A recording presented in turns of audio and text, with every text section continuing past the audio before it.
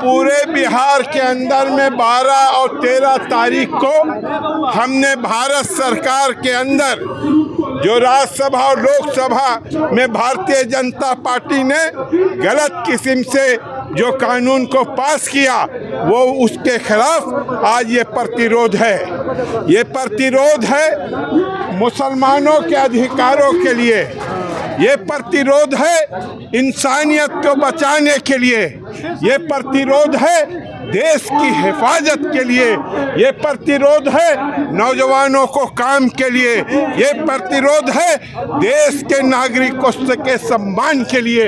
आज हम इस प्रतिरोध के माध्यम से ये वक्फ का बिल जो है उसको खारिज करते हैं और बताते हैं तो नरेंद्र मोदी जी, इस देश के अंदर में आपका कानून जो लाए हैं पिछड़े दरवाजा से, वो नहीं चलेगा। आज से कुछ साल पहले आप जानते हैं तो मनमोहन सिंह के समय जब संशोधन बिल हुआ था, यही भारतीय जनता पार्टी समर्थन किया था। आज वो कौन सा बात है? तो आप इस वक्फ बिल के अंदर में कलेक्टर को अधिकार दे रहे हैं, वक्फ की संपत्ति को सरकार को बेचने का अधिकार दे रहे हैं, कब्रिस्तान और मस्जिद और मदरसा में ताला लगाने की बात कर रहे हैं।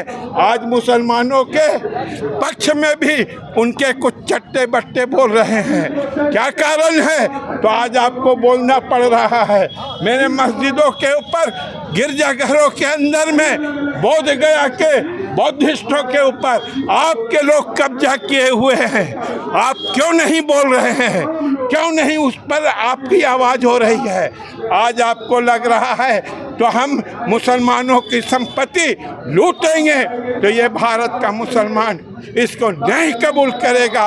और इस प्रदर्शन के माध्यम से हम कहना चाहते हैं तो आपका काला कानून इस देश के अंदर में नहीं चलेगा। Irfan Ahmad Fatmi, general secretary, Bihar.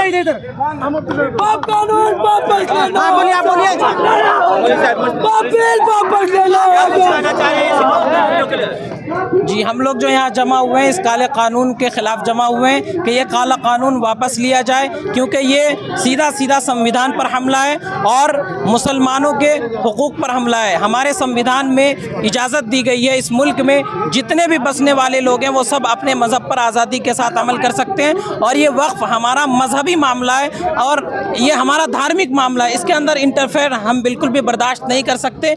इसीलिए हम लोग जो हैं इसके खिलाफ सड़कों पर उतरे हैं और जो भी लड़ाई लड़नी पड़ेगी इसके लिए हम उसको लड़ने के लिए तैयार हैं। और मैं इस मुल्क के गैर मुस्लिम भाइयों से कहना चाहूँगा कि वो ये ना समझे कि ये सिर्फ मुसलमानों का मामला है, ये हमारे संविधान का मामला है। ये जो फ़िरका परस्त लोग हैं ये किसी के सगे नहीं है, ये सबके दुश्मन है, संविधान के दुश्मन है, इस देश के दुश्मन है, मोहब्बत के दुश्मन है, इंसाफ के दुश्मन है। तो हम लोग इन संविधान को बचाने के लिए, अपनी वक्फ की जायदाद को बचाने के लिए, अपने मुल्क की सलामती के लिए हम लोग खड़े हुए हैं और इसके लिए जो भी कुर्बानी हमें देनी पड़ेगी हम देंगे।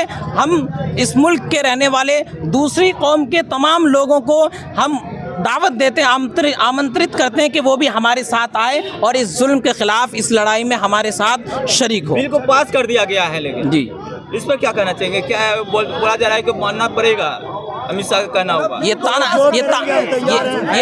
को पास कर दिया है, उसके बाद आप लोग धरना प्रदर्शन कितने कानून इस मुल्क, ये भी कहा जा रहा है कि जबरदस्त जब मानना पड़ेगा इस कानून को, कितने ही कानून इस मुल्क के अंदर कितने कानून बने और वापस कर लिए गए। इसके लिए हमें कुर्बानी देनी पड़ेगी, तो हम सब कुर्बानी से पीछे हटने वाले नहीं हैं। वो ये ना समझे कि हमें डरा करके, धमका करके, FIR करके, गिरफ्तार करके हमें डरा देंगे। हम डरने वाले नहीं हैं। इसके लिए जो भी कुर्बानी देनी पड़ेगी हम इंशाअल्लाह देने के लिए तैयार हैं।